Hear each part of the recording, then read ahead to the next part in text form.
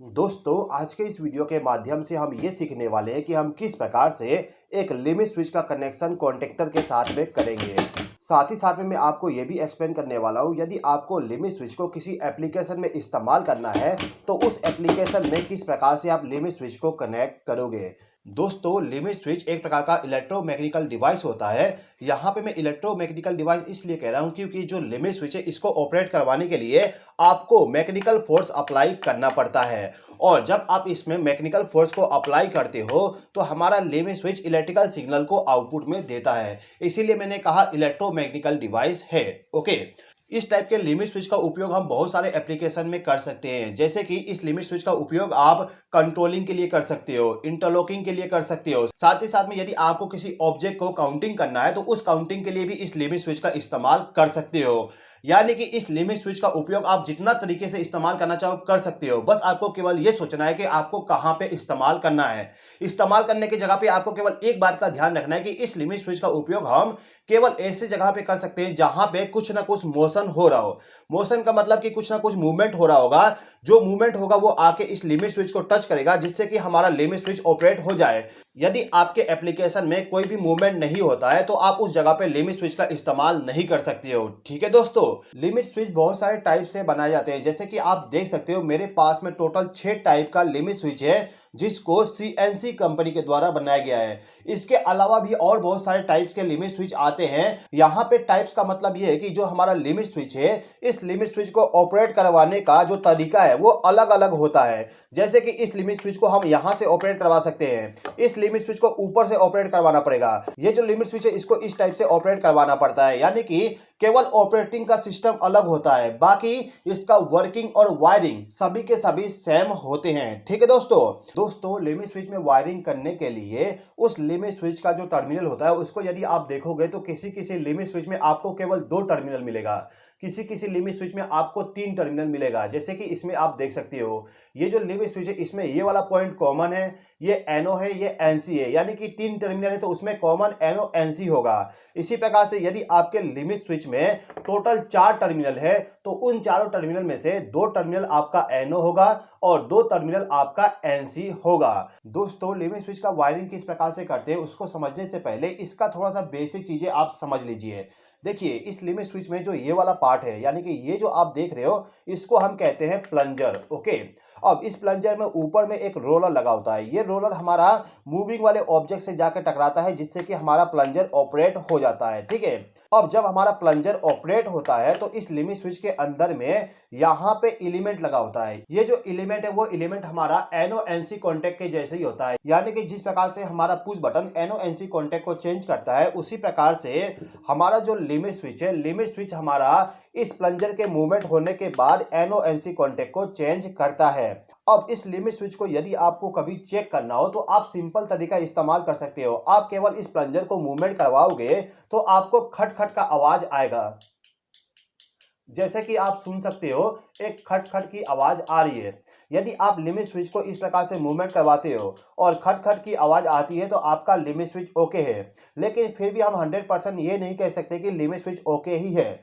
यदि आपको पूरा 100% कंफर्म होना है कि लिमिट स्विच आपका सही है कि खराब है, तो उसके लिए आप मल्टीमीटर के द्वारा यहाँ पे कंटिन्यूटी करते हुए इस प्लंजर को मूवमेंट करवाइए। यदि आपका एनओ एनसी कॉन्टेक्ट चेंज होता है तो आपका लिमिट स्विच ओके है। ओके दोस्तों, अब दोस्तों इस लिमिट स्विच का हम वायरिंग समझ लेते हैं। ये जो लिमिट स्विच है इसका कनेक्शन हम इस लैम्प के साथ में कनेक्ट करने वाले हैं, यानी कि इस लैम्प को हम इस लिमिट स्विच के द्वारा ऑपरेट करने वाले हैं।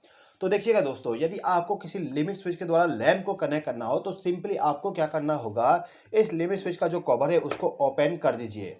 ओपन करने के बाद जो हमारा लिमिट स्विच है इसको हमें फेस सप्लाई प्रोवाइड करना पड़ेगा। तो फेस सप्लाई प्रोवाइड करने के लिए मैं यहाँ पे एमसीबी इस्तेमाल कर रहा हूँ। इस एमसीबी में जहाँ पे आपको फेस सप्लाई मिलेगा वहाँ पे आप एक वायर को कनेक्ट कर दीजिएगा।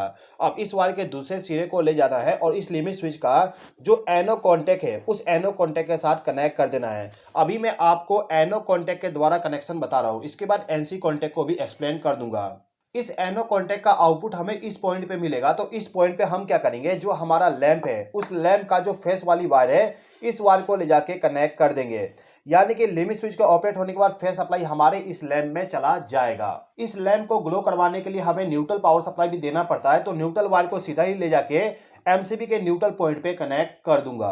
तो यहाँ पे कनेक्शन हमारा कंप्लीट हो चुका है। अब यदि मैं यहाँ पे एमसीबी को ऑन कर देता हूँ, एमसीबी को ऑन करने के बाद आप देखोगे हमारा जो लाइट है, लाइट अभी ऑफ कंडीशन में है। ऑफ कंडीशन में इसलिए क्योंकि ये जो हमारा कॉन्टैक्ट है वो एनो कॉन्टैक्ट है। मान लीजिए कि आपका जो लिमिट स्विच है, इस लिमिट स्विच को हमने किसी कन्वेयर बेल्ट के साथ माउंट कर दिए हैं, यानी कि कन्वेयर बेल्ट पे जो ऑब्जेक्ट आ रहा है, ऑब्जेक्ट आके इस लिमिट स्विच को टच करेगा। अब जो हमारा ऑब्जेक्ट आ रहा है जैसे ही लिमिट स्विच को टच करता है और लिमिट स्विच का जैसे ही कॉन्टैक्ट चेंज होगा तो आप देखोगे हमारा लैंप ऑन हो गया, यानी कि हमारा लिमिट स्विच अभी आउटपुट कमांड को जनरेट कर रहा है।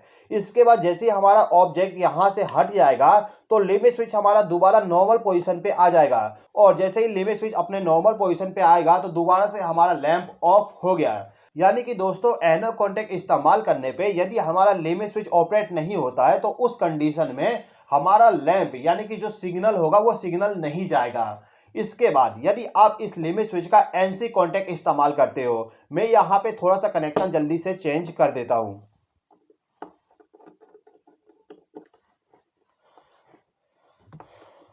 ओके, तो मैंने इन दोनों वायर को एनसी कॉन्टैक्ट पे कनेक्ट कर दिया। अब मैं एमसीबी को ऑन करूंगा तो आप देखोगे एमसीबी को ऑन करते ही हमारा लैंप ऑन हो गया, यानी कि लिमिट स्विच के द्वारा आउटपुट कमांड जनरेट हो रहा है।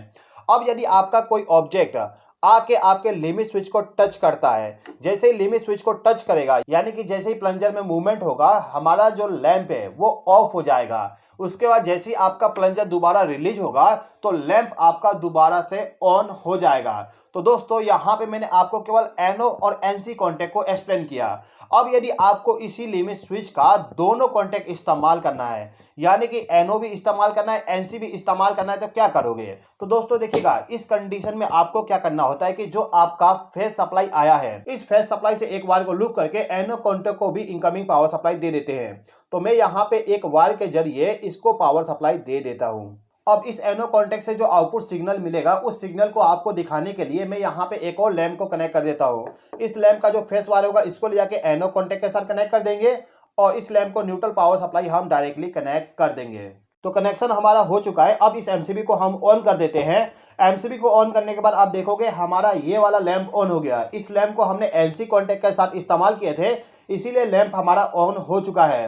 अब यदि मैं इस लिमिट स्विच को ऑपरेट करवाता हूं तो आप देखोगे हमारा जो एनसी वाला लैंप था वो ऑफ हो गया और एनो वाला लैंप हमारा ऑन हो गया, यानी कि अब हमारा लिमिट स्विच एनो कॉन्टैक्ट पे आउटपुट सिग्नल जनरेट कर रहा है और एनसी कॉन्टैक्ट वाला सिग्नल बंद कर दिया है। इसको रिलीज करने के बाद दोबारा नॉर्मल पोजीशन पे आ गया। दोबारा ऑपरेट करने के बाद आप देख सकते हो क्या हो रहा है। ओके दोस्तों, यदि आप लिमिट स्विच के द्वारा किसी लोड को डायरेक्टली चालू और बंद करना चाहते हो तो वहां पे आपको एक चीज ध्यान देना होगा कि आपका जो लिमिट स्विच है उस लिमिट स्विच का करंट रेटिंग कितना है देख लीजिएगा। जैसे कि ये जो लिमिट स्विच है, इस लिमिट स्विच के कवर को यदि आप देखोगे तो आपको यहाँ पे देखने को मिल जाएगा लिखा हुआ है 5A।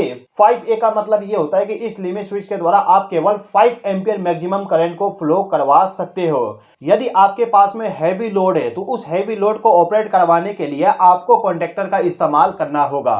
तो जैसे कि आप देख सकते हो मेरे पास में एक 3 फेस मोटर है। इस मोटर का पावर वायरिंग यहाँ पे किया गया है। इसके बाद इस मोटर को रन करवाने के लिए कंट्रोल वायरिंग यहाँ पे किया गया है। अब इस कंट्रोल वायरिंग में जो स्टार्ट पुश बटन है, यदि मैं इसको प्रेस करूं तो मोटर हमारा ऑन हो जाएगा और स्टॉप पुश बटन को प्रेस करने के बाद मोटर हमारा ऑफ हो जाएगा। अब ये जो हमारा मोटर है, इस मोटर के कंट्रोल सर्किट में हम लिमिट स्विच का इस्तेमाल करना चाहते हैं। अब यदि आपको लिमिट स्विच का इस्तेमाल करना है तो आपको ये सोचना पड़ेगा कि आप लिमिट स्विच को किस जगह पे किस कारण से इस्तेमाल करना चाहते हो। अभी के टाइम पे हम सबसे सिंपल वाला कॉन्सेप्ट को समझ लेते हैं। देखिए, ये जो मेरा मोटर है, इस मोटर को जब हम स्टार्ट करते हैं तो इसके द्वारा कुछ मूवमेंट होती है, यानी कि कोई कन्वेयर बेल्ट हमारा मूवमेंट करता है। अब जो हमारा कन्वेयर बेल्ट है, उस कन्वेयर बेल्ट के साथ में हम लिमिट स्विच को लगा देते हैं, जिससे कि कन्वेयर बेल्ट पे जो ऑब्जेक्ट रखा होगा वो ऑब्जेक्ट आके जैसे लिमिट स्विच को टच करे तो हमारा मोटर ऑफ हो जाए। तो इस मोटर को बंद करने के लिए यदि हमें लिमिट स्विच का इस्तेमाल करना है तो आपको ये सोचना पड़ेगा कि आप कौन सा लिमिट स्विच का इस्तेमाल करना चाहते हो। यदि आप दो टर्मिनल वाली लिमिट स्विच का इस्तेमाल करना चाहते हो तो आपको यह सोचना पड़ेगा कि आपको यहां पे एनसी लिमिट स्विच की आवश्यकता है या फिर एनओ का।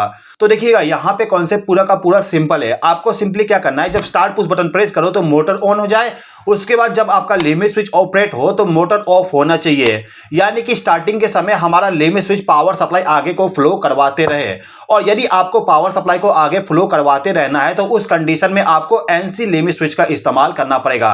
अब ये जो लिमिट स्विच है, इस लिमिट स्विच का कनेक्शन करने के लिए हम क्या कर सकते हैं कि जो हमारा कॉन्टेक्टर है, इस कॉन्टेक्टर को जो फेज सप्लाई जा रहा है इसी के सीरीज में कनेक्ट करना होगा, क्योंकि हमें यहां पे कॉन्टेक्टर के पावर सप्लाई को बंद करना है।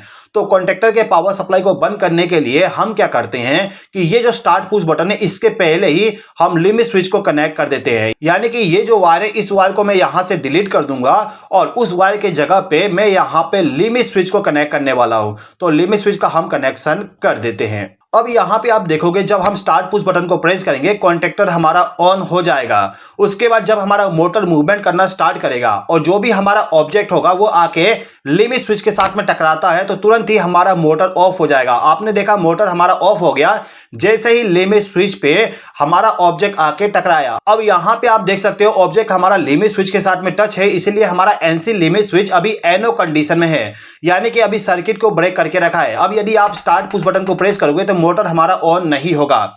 अब यदि आप चाहते हो कि मोटर को ऑन करना दोबारा तो आपको लिमिट स्विच को नॉर्मल करना पड़ेगा।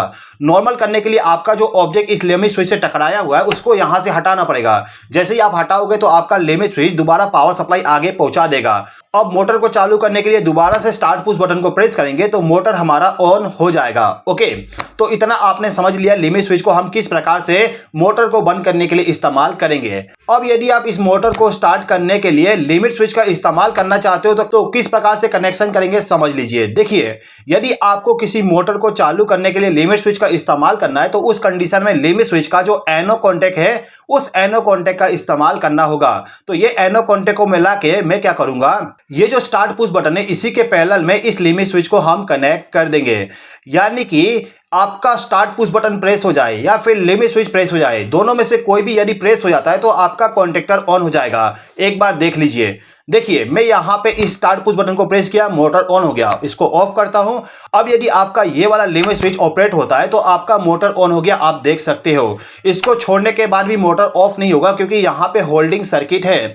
यदि आप चाहते हो कि केवल लिमिट स्विच प्रेस होने के बाद ही मोटर रन हो तो आपको ये वाला जो होल्डिंग सर्किट है इस होल्डिंग सर्किट को डिलीट करना पड़ेगा। अब यहां पे आप देखोगे यदि लिमिट स्विच प्रेस हुआ तो मोटर ऑन हो गया और जैसे ही हमने लिमिट स्विच को रिलीज किया मोटर ऑफ हो गया। यानी कि जब तक लिमिट स्विच प्रेस रहेगा तब तक मोटर रन करेगा, उसके बाद इसको रिलीज करने के बाद मोटर हमारा ऑफ हो जाएगा। ठीक है। यदि आप ये सीखना चाहते हो कि हम किस प्रकार से लॉजिक के अनुसार सर्किट डायग्राम को बनाते हैं तो उसके लिए मैंने पूरा का पूरा 3 अलग अलग सीरीज बनाया हूं। Electrical logic wiring, electrical wiring और एक है हमारा इलेक्ट्रिकल ड्राइंग। इन तीनों सीरीज के सभी वीडियो को यदि आप देख लिए तो मैं 100% गारंटी के साथ कह सकता हूं कि आप इस टाइप के सर्किट डायग्राम को बिना किसी सर्किट डायग्राम को देखे आसानी से आपके माइंड से ड्रॉ कर सकते हो। उन सभी वीडियो में से एक वीडियो को देखने के लिए इस राइट वाले वीडियो पे क्लिक करके उस वीडियो को देख लीजिए। इस वीडियो को देखने के लिए धन्यवाद।